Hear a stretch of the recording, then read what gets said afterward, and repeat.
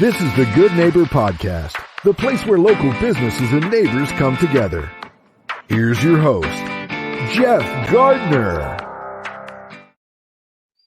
Welcome to the Good Neighbor Podcast. Today we have another good neighbor on, Shelly Long-Bokma with Brookstone Academy. Shelly, welcome to the show.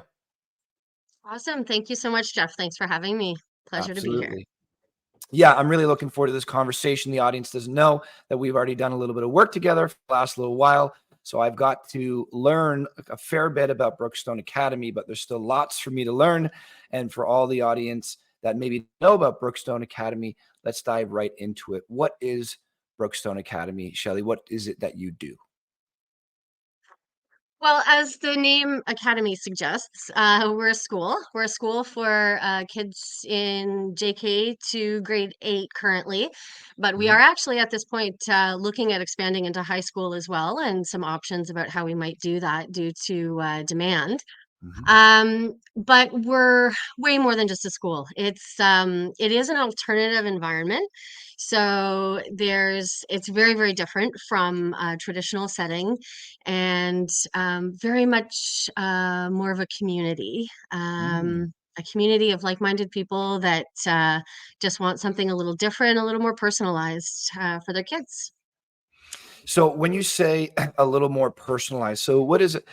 Education is such a huge factor in my life. And I don't know. I mean, I'm a different person now than I was when I was in elementary school, high school, and college. But at least in my mind, I feel like maybe someone like me, what's the best way to say this? School didn't work very well for me at that time. Now, again, I'm a different person. I had a totally different mindset. I had different focuses back then, but it wasn't that I wasn't able to learn. It was that what was presented to me didn't resonate with me all that much, and it was the only option. And I know that I'm not alone in that group. Some of the smartest, most successful people I know these days, business partners of mine, didn't do very well in school, and yet they were self-taught afterwards. And it seemed like they had a stronger purpose, a stronger why. They found something that clicked with them, different types of learning. So when you say personalized learning, am I kind of touching on it, or can you reveal Oh a bit yeah, more? absolutely. Yeah, absolutely. And that's really at the heart of it all, is that because of the low student teacher ratios, we're able to get to know the kids in a way that there's a relationship there. We develop meaningful, trusting relationships, and we get to know the kids. They know their voices are heard. Their voices are honored in their interests and our programming. In the beginning, it's funny because in the beginning we thought we really wanted to just leave it as wide open as possible, and just let the children be free and go about the room. And we had these great little stations set up where they could just go and experiment and try things. And we do, that is still a big aspect of our program. But we found that it's not even really so much about the choice of activities as it is just having an adult that's able to tap into who they are and understand who they are, and then program for that. So for example, if we're doing a lesson on area and perimeter in math, there might be kids that love sheet work, that want to get right down to it and want to put it on the page and draw things out and figure things out. But there might be kids that need to work with a bunch of blocks so that they can manipulate them and figure things out and the way that their mind works. So yeah, for sure, we definitely personalize in the sense that we allow kids to do project-based learning and experiential learning and inquiry projects that are literally just what they want to learn. But we also do have traditional teaching and learning where we're teaching the fundamental skills of math and language that they all need. But it's just done in a much more personalized way that speaks to their learning styles, and honors their voices. A lot of really amazing things happen when a kid feels heard and seen. Yeah, amazing things. So that really is when people ask me like what what's it all about and what do you guys do over there? And really the thing I'm saying most often now is we're building relationships, because that truly is the underlying thread to everything that we do. Um, and building those meaningful relationships with not only the kids, but the families too. And feeling like, parents feeling like we're a partner in, not just raising their child, but hey, they do spend they do spend 6 hours a day, 5 days a week with us, most of them. So, but we really are partners. And when there's issues, we talk. When parents are struggling with anything, we're there to talk through things with them without judgment. It's a very supportive community. Um, yeah. Yeah, I love it. Well, I say the same thing in the world of marketing, and we're trying to take a dent out of the stigma that we hear about a lot. And I try to share with people that it's really just human connection. At the end of the day, a lot of all of this comes down to human connection is the foundation of it. When you can connect with a human well, now there's a trust there. If influence is a part of the Exactly. thing, like if you're going to be a teacher or a mentor, you have to hear them. You have to Yeah. listen to them and understand their needs and wants. If I just give you, Shelly, one program for you and 1,000 other people, even if it's a great tried and true program, a portion of you will probably succeed of it, but there's a large portion that just won't resonate. And it doesn't mean the program is wrong or that the creator No. of the program is wrong. It just means that there are a lot of personalities out there. There's a lot of different needs and wants, and people resonate with different things. I am an addictions counselor on the weekend at a wonderful community called Cornerstone of Recovery, where we do like a holistic approach to sobriety, health and wellness, fitness, nutrition, all Yep. this kind of stuff. And at the core of it, again, is the same thing. If you're going to try to help somebody, really connecting with who they are at this stage of their journey is integral. Without it, we're not getting anywhere. So I love that you put first, because when I think of schools, I don't think of relationships. That Right. I'm of that old thinking that I go there for my math, my language. I go there because I have to go there. And I'm Mm-hmm. kind of forced into those things. Like that's what religion Yeah. was to me. I don't have the Mm-hmm. greatest feeling of it right now because the majority of my life, it was you are going to this school and you must be taught these things, no matter if I liked it or not. So it's kind of that forcing upon me. And it's no wonder looking back why I rebelled so much against authoritative figures in that age, Right. because I Yep. definitely did not feel like my opinion or needs or wants mattered because I was a child. What I wanted didn't matter. It was about what the adults wanted. So I love that you are Yep. rooted in Hmm. connecting with the children. I think it's crucial. Yeah, Yeah, absolutely. really great. Absolutely. And as opposed to prioritizing the system and the ways of the system. And that's one of the big differences, I think, when you say like sort of the old school, more traditional approach to education. For some kids, like the public school system, I was in it for 20 years myself. There's Mhm. amazing people, Yes. with huge hearts that are working their tails off to do everything they can, for the kids in that system. And it works great. It works great for some kids that are Mhm. are just easygoing.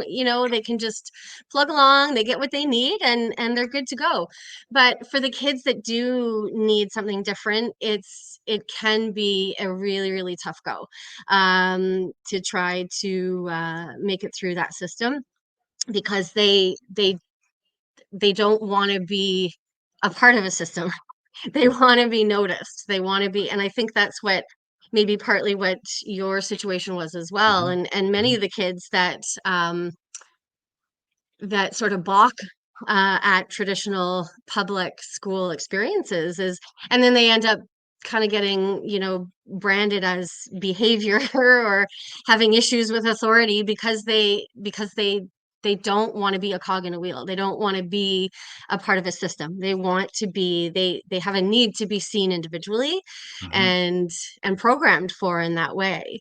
And it's funny, just to go back to what you said about, programming too, is I've actually had a lot of people along the way say, okay, well, this sounds really great, but what program do you follow? Like, what are you, like a Montessori? Are you a Waldorf? Are you Reggio? Like, what?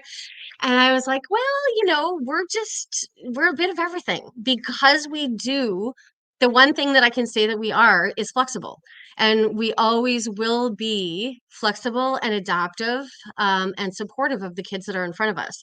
So because of that, and if we're staying true to that, then we can't follow any particular system, Right. because we're going to be constantly pulling from all the best pedagogies out there to create what each individual student needs. So yeah, we definitely don't follow a particular program. We use the Ontario curriculum for sure, loosely. Like I said, we want to make sure that kids are getting the fundamental skills that they need, particularly with math and language. And we jump all over the social studies and science curriculum because if a kid in grade 2 wants to learn something that happens to be in the grade 8 curriculum or vice versa, we're like, go for it, because there's no reason that age should be a barrier to their interests. Certainly. So yeah, we do use the Ontario curriculum to kind of guide us along and make sure that kids are going to be ready for high school, in terms of the curriculum content that they're going to need. But yeah, definitely not a fixed program, that's for sure. Yeah, I think I know very little about this world, but education certainly has changed my life drastically. And one of the main things is once education really changed my life is because I was choosing the things I was interested in. And so I would Mm, learn a little bit about psychology because I wanted to learn a little bit more about my human behavior. And then that got me interested with philosophy, and that led back to psychology. And all of a sudden, over like this 10-year period, there's these pretty advanced learnings that I was able to mhm, absorb because there was an interest there. I was choosing. It was mhm, my voluntary approach to learning something. And what happened from that is I was immersed into the experience, and curiosity led the way to absorbing so much information. Whereas when you just tell me I have to do something, you don't give me a reason, especially as a young man, a young child, really, it just mhm. didn't resonate with me. So I love how you're Right, kind of right. programming for the individual based on their needs, essentially. Yeah, yeah, no, exactly. And I think it's also worth pointing out a distinction between, um,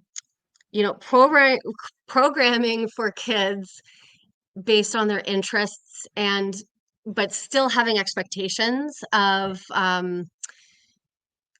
behavior and kindness and respect and Mhm. and things like that. Because I think sometimes people think, oh, alternative schools are they're so unstructured that it makes Right. them a little bit nervous, and they think we're sort of catering to kids in a way that is not setting them up for the real world. And I've heard that comment a lot about, well, they just gotta suck it up and learn how to make it through. And Yep. um so there's a huge distinction between kids that are just a little fussy, don't really want to go to school, don't want to work, and are just kind of, putting up a bit of a fuss. There's that. But then there's the kids that, like, really truly on like a soul heart level, just that system is just fundamentally not right for them. Right. And so it's that we're tapping into and that we're supporting, as opposed to um catering to kids that just don't want to work.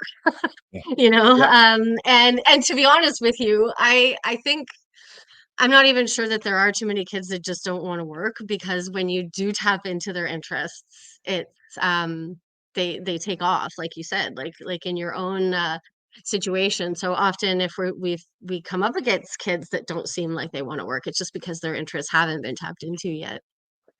And I think that's the main thing. I think from my Yeah. experience, I'm very privileged to be a mentor to many. We have a large team over here. And then at the addiction facility on the weekend, there's a lot of guiding there as well.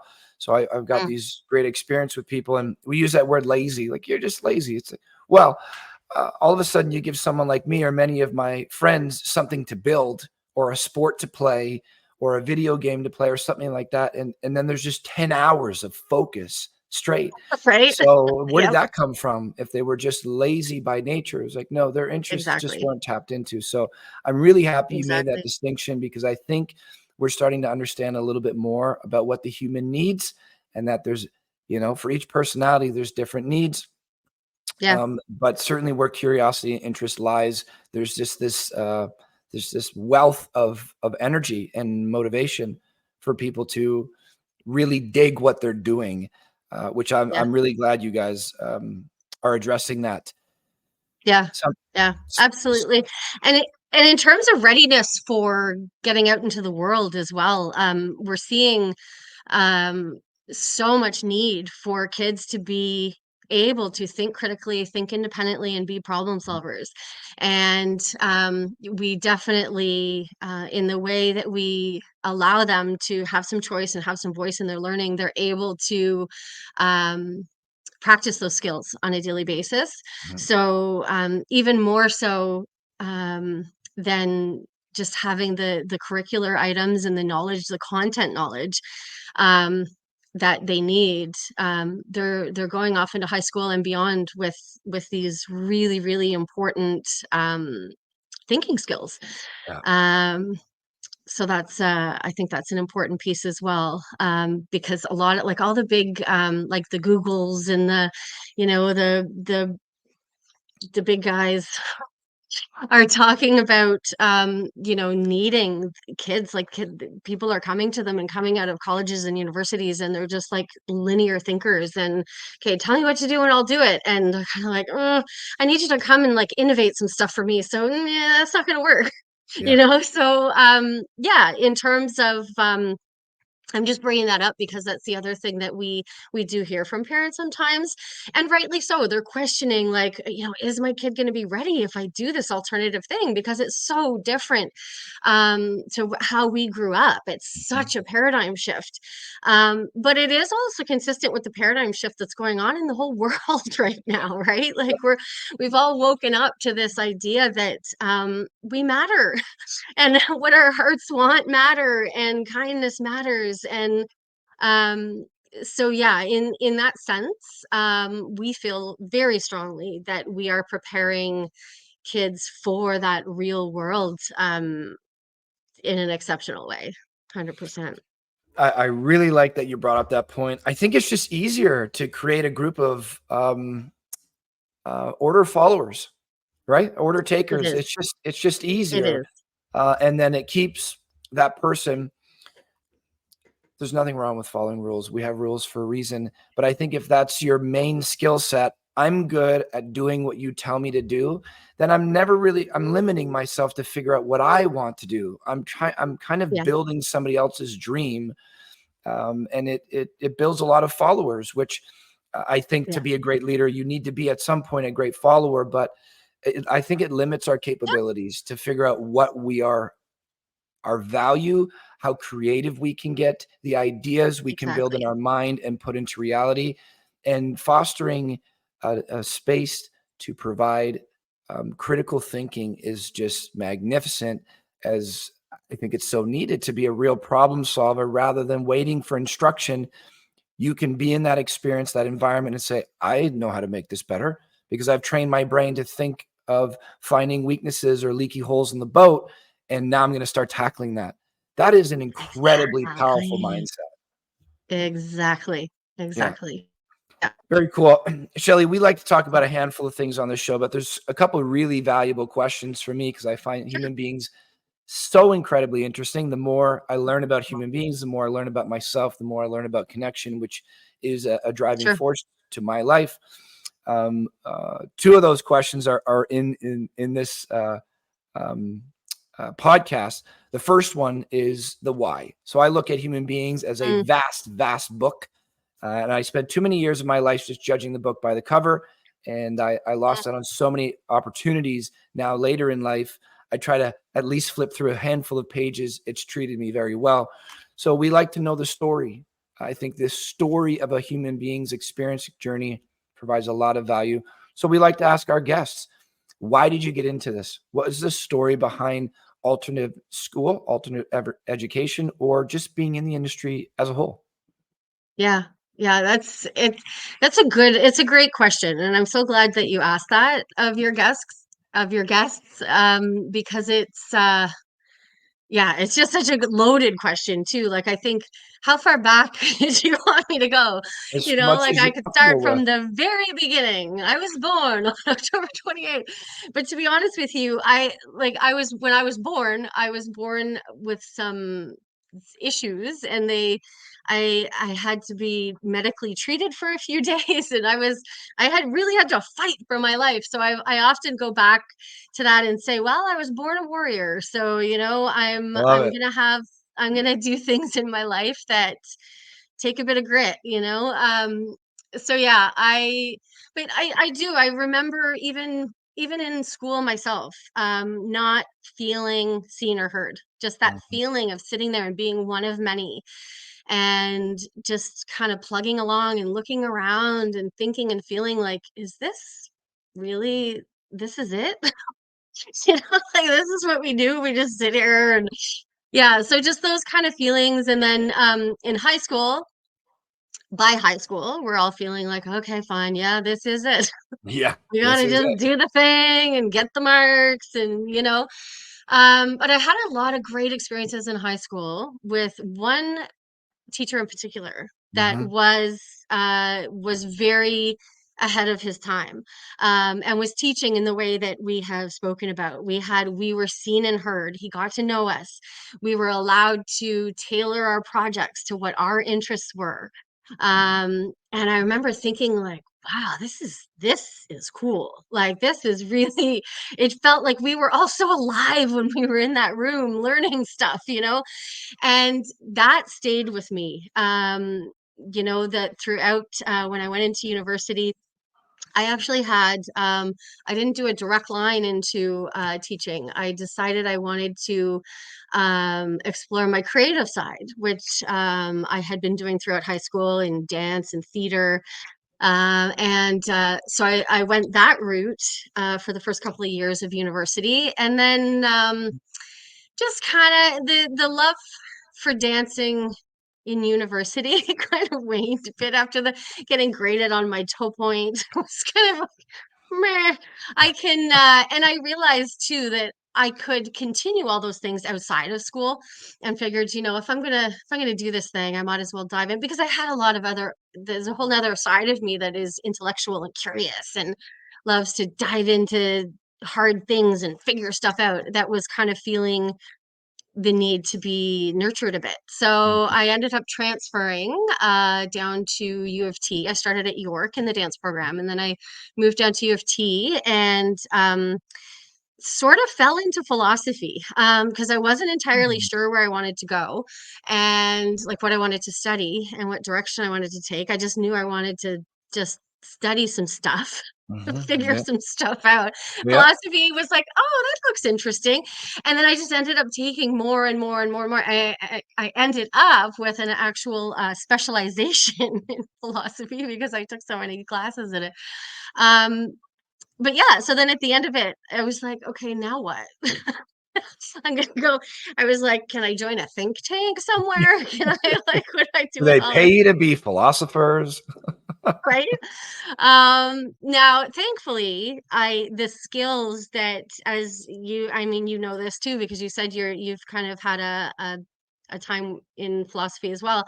Mhm. The skills that you use when you're like the critical thinking that you use and that you hone when you're studying philosophy, you use everywhere in your life for sure. Yeah. So I'm using it all the time, the skills that I learned. And So yeah, I ended up taking some time to think about what I wanted to do. I knew I wasn't done yet. I knew I still wanted to study more stuff.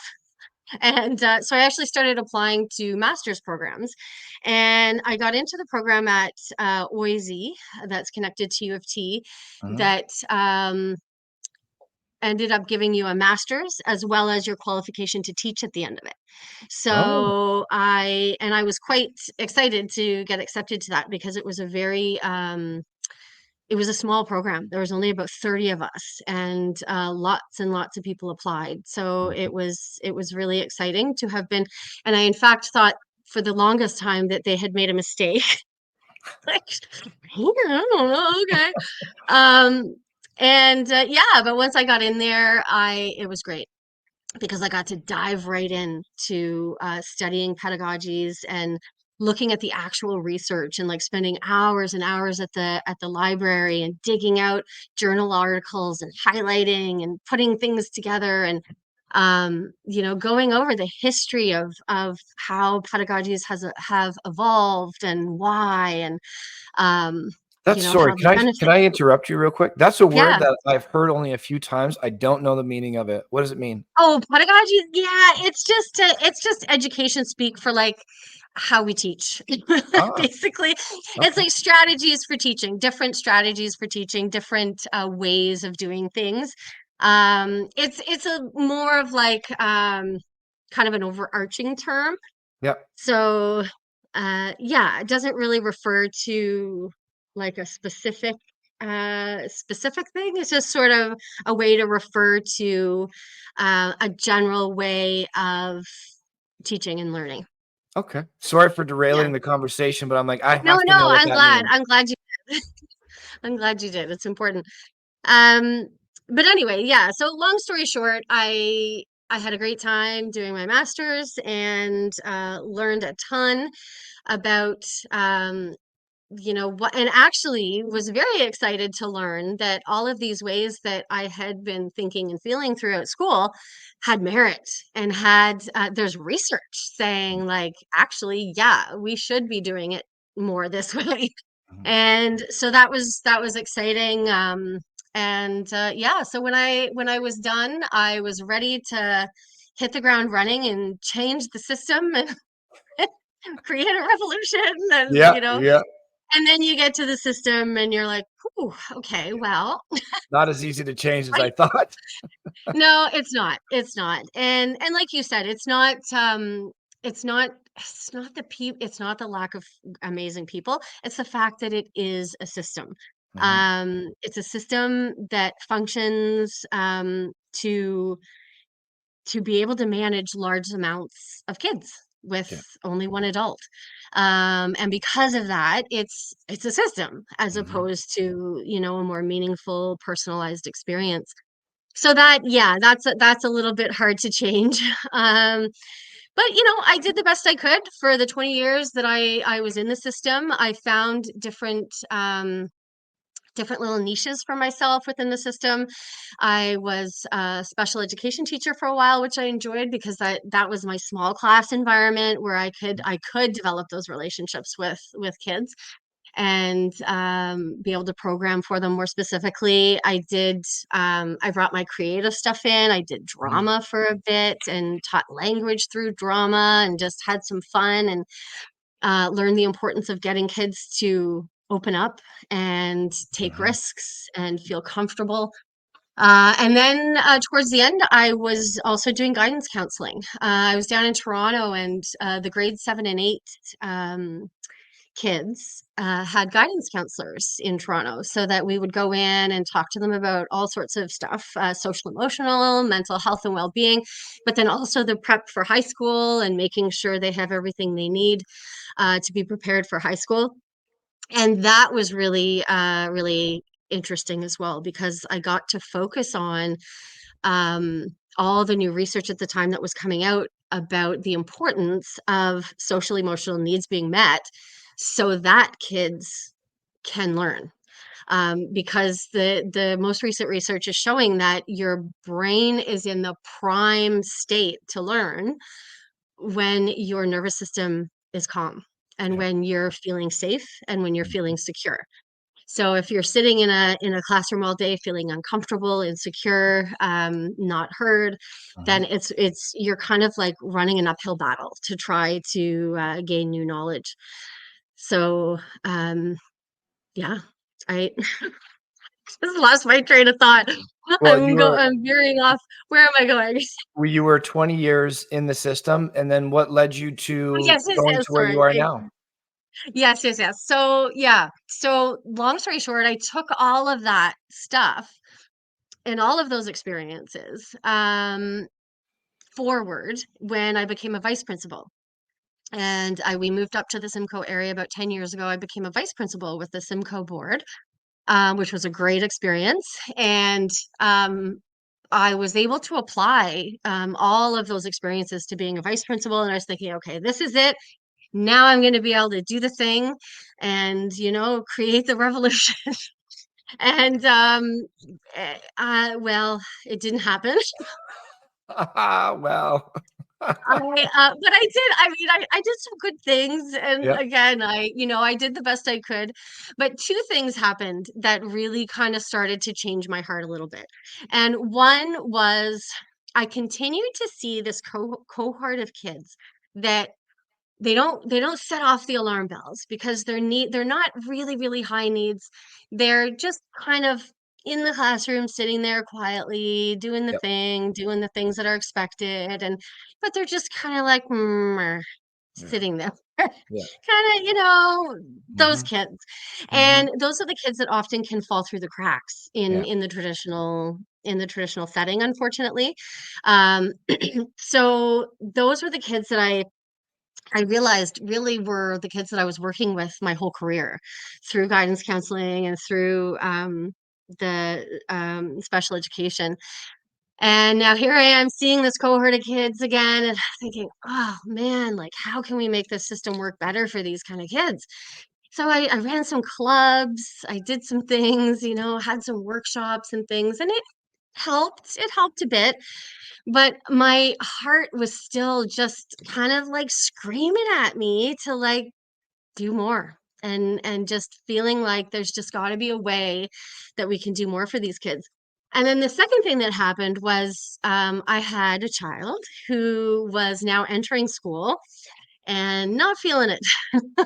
She had right away, we knew that she was going to have a hard time with the structure. hmm And but we tried, we wanted to just give her the chance and make sure that, like all parents were questioning, like, hmm oh, maybe it's, we don't want to coddle her. We don't want to, you question everything. Let's just push her through. She'll figure it out. She'll be all right. Well, fast forward to grade 1, grade 2, and it's no. Not definitely now have enough evidence to know it's not. It's really, really not working. And those are the two major things that came together, was that my fourth year of being a VP, starting to feel like, maybe there's a better way. And then my own child clearly needing something different. And then doing a ton of research and finding out that the thing that I really wanted her to have just didn't exist. There's yeah, lots of great alternative programs out there. They've all got their own little thing going on. And the one that I wanted to have, that I wanted her to have access to, it really didn't seem to exist at the time. yeah, And then COVID happened. And suddenly I had all the time in the world to start writing my thoughts.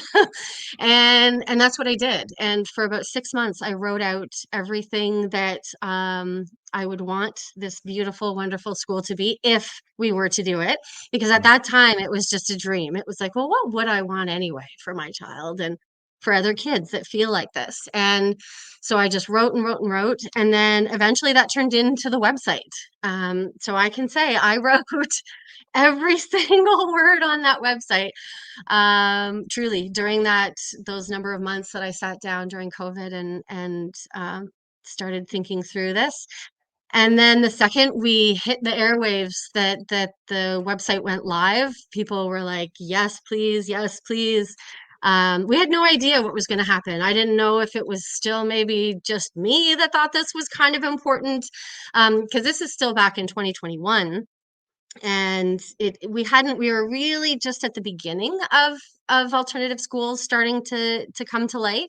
hmm But yeah, it was, and plus because it was COVID, lots of interest in like a more intimate setting at that point. So sure, yeah, we at the time we thought, we'll put the website live. We'll have a year to kind of think things through and get rolling. But we had so much interest and people just desperate for something different for their kids that we were up and running by that following September. So within months, there we were. what a roller coaster, eh? Yeah. Yeah. I love it So though. I sorry, love that how was the long that was the long answer to that question. I'm sorry. we But were it's hard listening. not to. It's Yep, hard not to, because it's all a part of it, right? yep. It's One like, thing where do led you to the next, start? I led to can't the just next. start with Yeah. Anyway. It was a linking of a chain of links, all important Yeah. and integral to your story. I love it. Mhm. Outside of business, Shelly, we also like to talk about fun, as business isn't everything. Life is Yes. what we're doing. Business is a part of it. For some of us, Mhm. business is a purpose.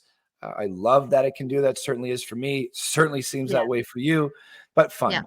What does Shelly get up to for fun outside of work? Yes. Well, I definitely make sure work is as fun as possible. We do have a lot of fun at the school, Sure. and our kids have amazing senses of humor that we absolutely allow. And we have just last week, we have this little board that says "Welcome to Brookstone," and it's got all the little letters where kids can choose to put or we can choose to put different messages as well. And it said "Welcome to Brookstone." And somebody, well, I know who it was, but I won't say his name here. He's one of our jokesters. He had rearranged the letters that were there to say, "Welcome to Brooks Toes," or something about toes. And it was hysterical. It's like, so some of the other kids are like, "Look at the signs. I can't believe somebody would do that." But I was laughing. I was like, "This is amazing." And because I knew I did have a feeling who it was, and then I confirmed with him that it was him, and I know where it's coming from, and it's not coming from a place No, it's of just malice. playful. Like Yeah. he's having fun, it's Yeah. playful, it's Yeah. beautiful, right? So Yeah. yeah, work honestly really is a lot of fun. Being Good. with the kids and supporting the kids. The business side of work is maybe a little bit less fun. It's hard work. It's Sure. around the clock, really hard work, but Mhm. definitely obviously worth it. But yeah, for fun, when I have time, I just getting outside, exploring nature, being in nature, going for walks, taking the dogs out, running around with my kiddo, just exploring new neighborhoods, sometimes even just driving around, Mhm. exploring new neighborhoods. If we see a road we've never been down, well, maybe if we have time, hey, let's turn down it and see what's down there. Yeah. We found ourselves in some very interesting places doing that. So yeah, just anything to do with just exploring and being in nature for sure. Beautiful. I love it. So many of our entrepreneurs that come on the show have a deep connection with nature. I don't know Mm. exactly what it is, but it seems very rejuvenating. For the sake of Yeah. time, I do want to discuss this, Yeah. but if we could keep the answer somewhat limited in time, this is a really Okay. important one for us. We Okay. shine a big light on our hardships, trials and tribulations Mm, of life. I found from my life, mm, it was through those hard challenges that I've grown the most. And now I'm so yeah, grateful for being for sure. challenged in the way that I have been. I look at entrepreneurship Hmm. as a never ending series of challenges, as an avenue to find out who I can be and who I can become and what I can give back to the world. So I'm thankful Hmm. that I've chosen this hard path. But too often is we find ourselves embarrassed of our quote unquote failures or are ashamed of Hmm. these things. So we stuff them down. We don't show people them. We wear Yeah. these masks that we hope people respond well to, are perfect versions of ourselves. And I think sometimes we can get lost in Mm-hmm. there. So more often Hmm. it is being talked about our challenges in life. And I love this trend that's been Hmm. happening this last 5 or 10 years. We like to be a part of it. So is there anything that comes to mind that you can think about and you're willing to share with the audience that you went through, probably sucked in the Hmm. moment, as some of the most Hmm. opportunities for growth in life often are paid with some type of upfront pain for long-term Hmm. reward? Something that you can Hmm. share with the audience that probably sucked in the moment, but when you look back on it, you don't regret it. You wouldn't remove that ingredient from your life because it has made you who you are today. Hmm. Anything come to Hmm. mind? Yeah, no, for sure. I love that you asked this question because I think being open and vulnerable is so, so important I for us agree. as humans. Um, yeah, I Has think anybody I'm told you, just thinking, you know who Brene Brown is, right? yes, Has anybody told you that yes. you kind of look like Brene Brown? Oh, Because yeah, cool. No, no, you I really haven't do, heard and that. you remind me of her Oh, quite a bit, interesting. actually. I read Interesting. a lot of Oh, her stuff. I She's take great. that as a great compliment. Yeah, Thank she's you. awesome. Yeah, you Yeah, do. she is pretty awesome. She is pretty awesome for sure. For sure. Yeah, like I'm thinking of a few things, but I know in the interest of time, I should probably choose one. I mean, there's like, let me just mention the three, and then maybe I'll talk about one more so than the others. The struggling as a parent, struggling as a parent with a child that is not happy Mhm. is so hard. Is so hard. The judgment that you get, even from your own family members that are just trying to help, but they're just, you get all sorts of advice from people, and yeah, it's hard. It's hard because when you do all the things and you do everything to try to, you've read all the books, you've listened to all the videos, you've done all the things to try to raise your kid in a way that you're going to have this happy, healthy relationship, and they're going to be confident and feel great about themselves in the world, and then they don't. You look at yourself, obviously, and it's so hard when your kid is unhappy. Nothing else really matters. Honestly, like it's just like everything stops. It's like, how do we make this better? Um, excuse me. So going through that was really, really tough. And especially as a professional, I was a vice principal at the time. Mhm. And, vice principals are supposed to have all the answers. And it's just, it was hard. It was hard to navigate that and to seek help, and like to admit that you need help, um, and be okay with seeking help. Realizing that there are other people out there that are going through the same thing, and that can be supportive. So just allowing yourself, to be honest and Mhm. open about what you're going through, is so important. And I think a really good lesson that I learned through that difficulty, just having the courage to stand up and stand in your truth. And when you feel something in your heart is right, or when you feel something in your heart is wrong, Mhm. um, not being afraid to shine that and be in that truth. Um, because when we don't, it's that's when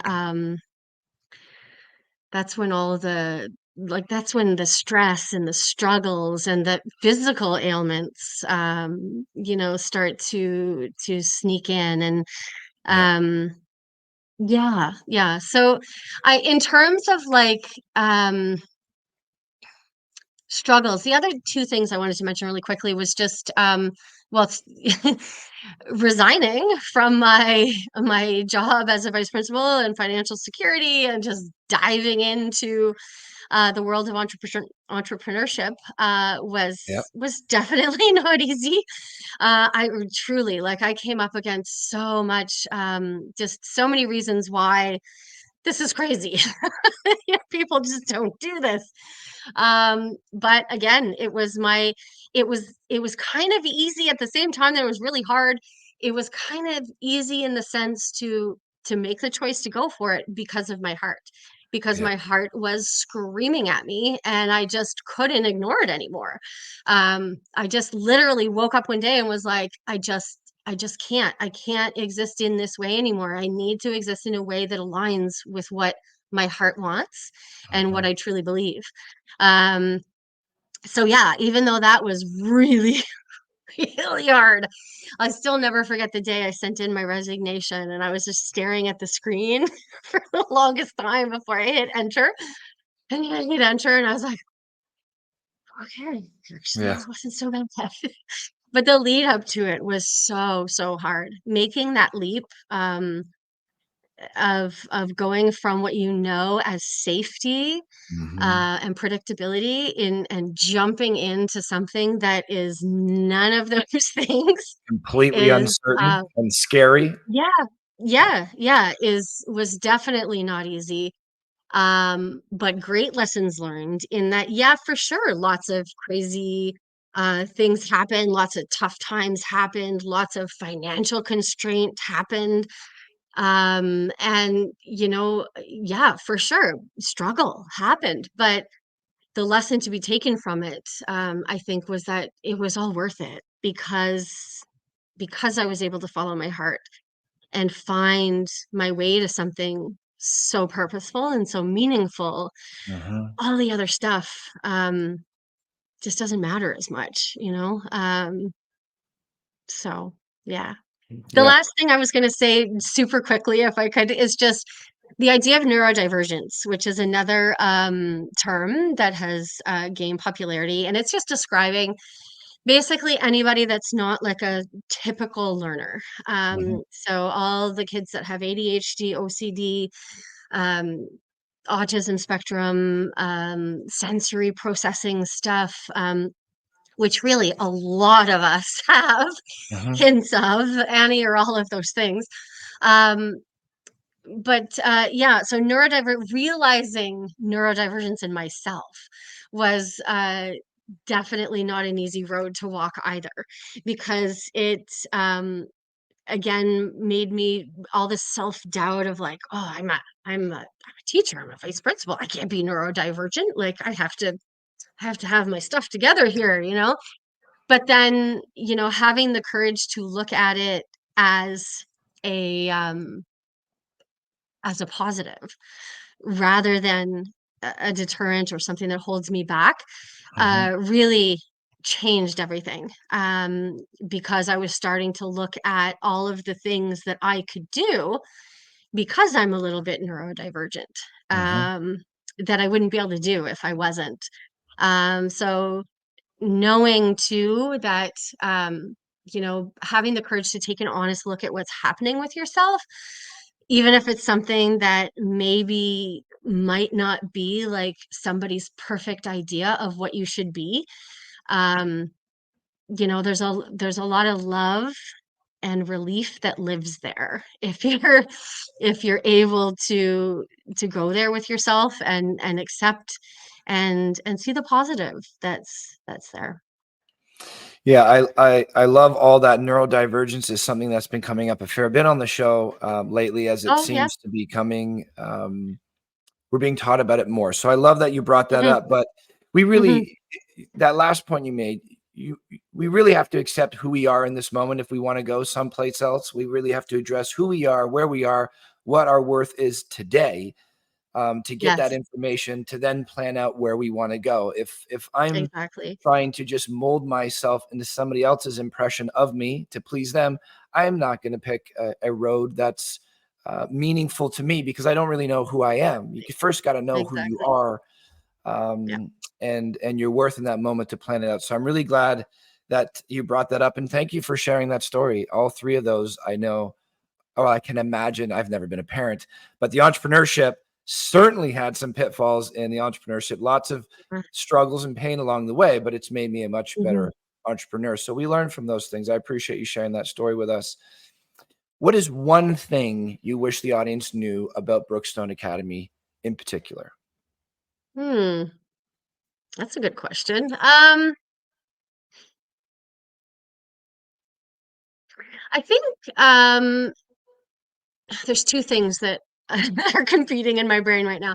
The Sure. first one is just that we truly are a community. We're so much more than just a school. It really is a community of supportive, caring people. Mhm. Um, and when you become a part of what we're trying to do, you immediately have a really amazing support system to partner with you in terms of meeting your kids' needs. And the other thing that I think I've maybe hinted at already in answer to some of the other questions in our conversation, but the idea that alternative schools are, excuse me, alternative schools, well, depending on the alternative school, because they are all a little bit different. But Brookstone in particular is not a place where, um, kids, one thing I've heard from parents a few times is that there's worry that they're going to quote unquote fall behind and they're not going to get the academics they need, and they're not going to be, if they're not doing grade 5 level work, they're going to be behind in grade 6. And we're all conditioned to think that this is important and we must be educated in this way where everything is linear and then fits together and then they're ready for high school. So knowing that, even though we don't teach in such a linear way, that Brookstone is a place where students' needs and educational needs are being met, and there's lots of academics, and we do have the project-based hands-on stuff that the kids really love, but we do also have the traditional teaching and learning. It's just that it's in a small group, so it feels a lot different than when it's, one teacher teaching to upwards of 30 kids. So yeah, just to know that being an alternative school does not equate with losing the robustness of programming or academics, I think is important to get out there. Yeah, I mean, I'm new to this world, but I have spent some time researching about it. As I've said a few times, education is such an important role in my life that I would argue that in many cases, you provide an environment for growth, you will get better learning and better results out of it. I'm sure you didn't take this approach because your goal was to get diminishing results for the kids out there. It was to Yes. it was to meet more needs because there was a gap Yeah. that you noticed that you wanted to fill. So I love that you pointed that out. Shelly, how can our listeners find out about you? If they want to learn more, how can they connect? Yeah, so I mean, going to our website is a great first start. So it's www.brookstoneacademy.ca. Starting there and just having a look at our philosophy and gaining an understanding of who we are and what we do. And if it's resonating with people, then we absolutely encourage you to reach out either by phone or by email, and we'll have a chat about the needs and wants of each family. And then if it seems like it's that we're on the same page, then we have people in for tours. We're also having open house dates that are going to be running probably at least once a month in the spring. We may even do every 2 weeks because we are getting quite a bit of interest, and we're going to be starting to register for September soon. So there's that as well. And if they log onto the website, they can get on our email list so that I send out any information about upcoming open house dates and things like that. And then, I'd love to say drop on by, but it's not really that kind of situation because we are a school and we're teaching and learning throughout the day. So we do have to have appointments made. But we certainly do love to have people in and show you around during the day or after hours, whichever works for the families and their schedules as well. And the other thing I just wanted to throw in there too was we all, in terms of the answer to what we are, we talked all about the full-time day program, which also is part-time. But we are in the midst of reaching out to the community in lots of other ways and starting to look at providing interest-based groups in the evenings. So possibly like robotics and coding or music or drama, like whatever the kids are interested in or what we get enough interest in, we can run that in the evenings. And even tutoring, small group tutoring and individualized tutoring, so people can get in touch with us for those reasons as well. Beautiful. So www.brookstoneacademy.ca. You got it. Love it. I love what you're doing. I love that you're carving this new path. It seems like there are a few other educators out there, which it's not like the school system is wrong. It's just it has a purpose. It has a tool and it doesn't fit everybody's needs. So people like yourself are noticing a gap and filling it. Yep. And this is how we evolve as a species. This is how we get to know ourselves more. This is how we get to find out what we're capable of, give back to our community. I love that you're doing it. I had a blast when I came by. I've never seen a school like that before, seeing what the kids were doing. I'm looking forward to seeing your new location. And it was just a pleasure having you on the show, Shelly. Wonderful. Thank you so much for having me, Jeff. Absolutely. Thank you for listening to the Good Neighbor Podcast Midhurst. To nominate your favorite local businesses to be featured on the show, go to gnpmidhurst.com. That's gnpmidhurst.com or call 705-413-3775.